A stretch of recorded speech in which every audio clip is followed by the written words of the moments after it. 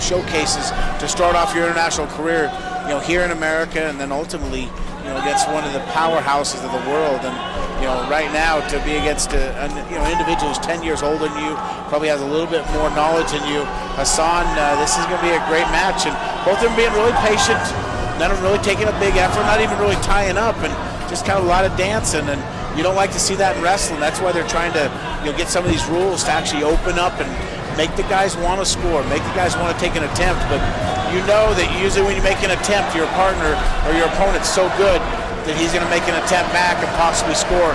So it creates a level of anxiety not to make an attempt, and that's where you can have periods that go 0-0. Under the current format, and Dayk and طهماسبی, the Iranian wrestler warned for the holding of the fingers. Final 30 seconds, looking for our first point of the period. And this is where a lot of the action is probably going to happen, because time is short. You don't want to go in and have it come down to a single leg clinch. We'll go to a tie-breaking procedure if there's no point award. طهماسبی in. Dayk holding on for the moment without giving up the point.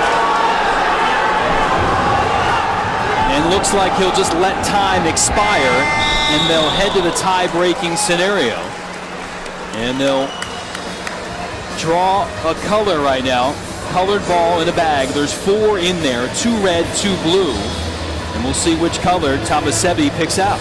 And I could see that scoring situation go about 80 different directions, and it was kind of best for both guys just to realize it's better we sit and make it come up to the ball grab. Well, he's able to pull out red, his color, which means he will have the opportunity to take a leg of Dayk and have 30 seconds in which to score. If he does, he'll win the period. Dayk can hang on, not give up the point, he'd win the period. Unless he can get points of his own. Dayk picks up 2, and that's it. Kyle Dayk, out of the defensive mode, able to score points and take the period win.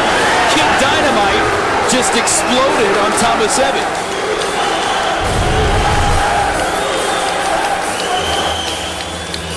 Kyle giving up the single leg opportunity, and this is where the confidence. Hassan was a little bit patient. He didn't force the action. He put his head down, and that gave Kyle the opportunity to do a reverse lift and do a crotch lift and actually score 2 points. Just good technical wrestling by Dayk, and the opportunity to score 2 points there. The referee's going to stop before the action continues, and 2-point win in that first period is huge. And normally when a wrestler has the single leg in the tie-breaking scenario, it's 80-90% success rate for the offensive wrestler, but defense wins the period for Dayk, and looking to grab another period win and take this match in his international debut. And you usually see that, but Hassan was just pretty patient there. Usually you see him try to finish right off the get-go, and Hassan, kind of allowed Dayk to push his head down. It was, pretty unusual, for the Iranians, and to allow that to happen. And I see the second period. If Dayk can go out there, control the second period, control the tempo, this is all, it's all going to be in his favor. So right now, the momentum's in Kyle's side, but ultimately, you have to deal with an individual who has been down these wars before, and it's about confidence and it's about knowledge, and so that's where Hassan has a little bit of advantage, but Kyle doesn't seem to be feeling the pressure at all. Dayk said he got a lot of confidence training with the United States Olympic squad last summer in London, also Azerbaijan, as they got ready for the games. And he's in the same weight class as Jordan Burroughs, so down the line they could be competing against each other. But as Kyle says, look, if I want to win Olympic gold, I have to beat the best in the world no matter what country they're from. Whether it's Burroughs or anybody else at this 74 kilogram weight class right now dealing with طهماسبی. And again, no points towards the latter stages of this period.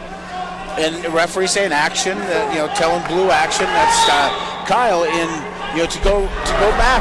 Most guys, even though they're like, yeah, I don't mind it, subconsciously you at least want to make the Olympic team before you actually lose. And so there's some guys who will run from that, but it's great to see him, look at the challenge and think this is an opportunity to go out there and perform and not have to be stuck or put in a bad position. And I think the ability just to leave it all on the mat is what it's about, and I think that's what being here in New York today is about, is showing the world what wrestling has to offer.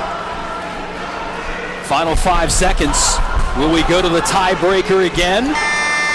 We will, and now Dayk will pick, an advantage Dayk, because there's only 3 balls remaining, 2 of which are his color in blue. Pulls it out, hands it to the official, who will uncover it. It is blue, which means Dayk will have the leg and a chance to seal the match.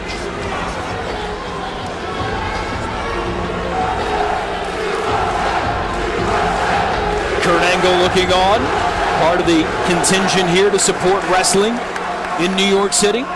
1996 Olympic champ, guy that I got to train with quite a bit, just a true specimen. Dayk does it! Boom, it's over. Kyle Dayk winning his international debut. Couple of tie-breaking finishes and grabs the first win of the duel for the United States. Just explosive power. Like saying in that first period, usually you don't wait, you want to execute as soon as you get your hands locked. Kyle with the single leg clinch, got the power, got the explosion, lifted it up for the finish to beat him 3-1.